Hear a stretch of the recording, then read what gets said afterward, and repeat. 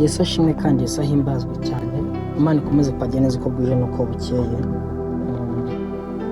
Njya nkunda kuvuga ngo ibintu byose dukora ni ukubera Imana, batugenda bikemera tukavuga bikemera.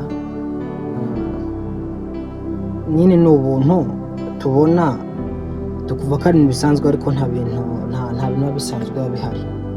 Uko ugiye kubara nk'abantu babika ku munsi ntibagira ingano, bazi impanuka ziba ku munsi ntizigira ingano, ariko nyine ni ubuntu, ni urukundo Imana idukunda. Iyo mu gitondo urambuye amaso ukabona biremeye, ni ubuntu bw'Imana. Iyo ugenze bikemera, ni ubuntu bw'Imana. Tekereza abantu ziba ari CHK, utekereza abari hehe, nyine ni ubuntu bw'Imana.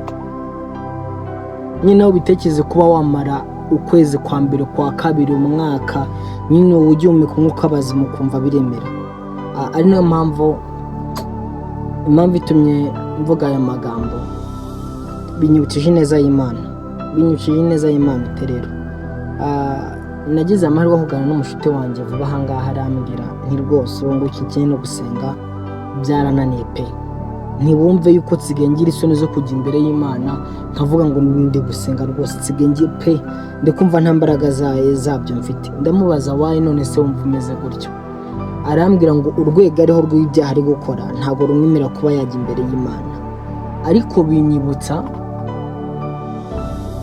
binyibutsa ko ijambo ry'Imana rivuga ngo Imana yohereza Satani mu isi, yaravuze ngo ugwiriwe n'ishyano wasiwe ubwo umubi akumanukiye.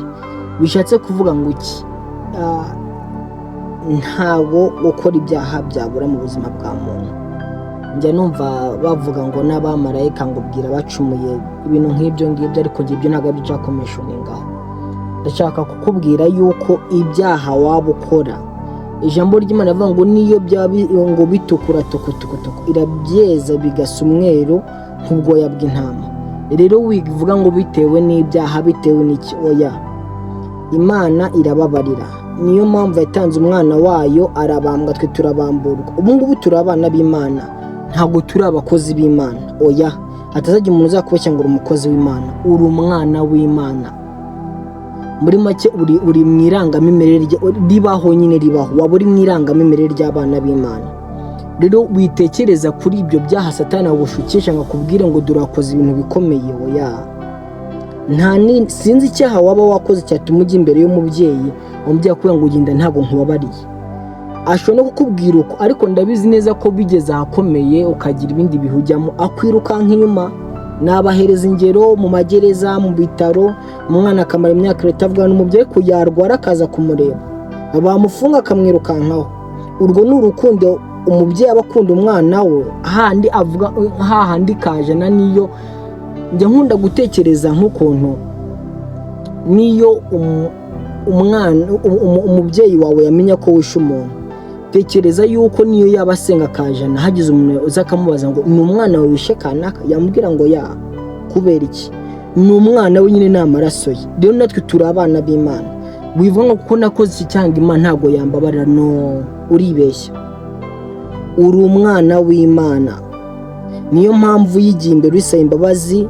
Ni nayo mpamvu atanze umwana wawe w'ikinege akabambwa tukabamburwa, no kugira ngo umunsi wowe ubwawe uzimanye n'umutima wawe ugaca bugufi, Imana izakubabarira irahera.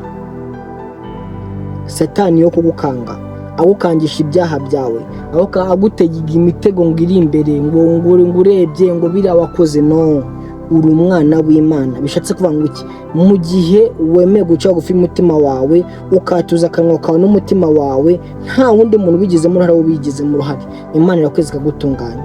Imana ikomeze iganze imitima yanyu mu izina rya Yesu. My God bless you.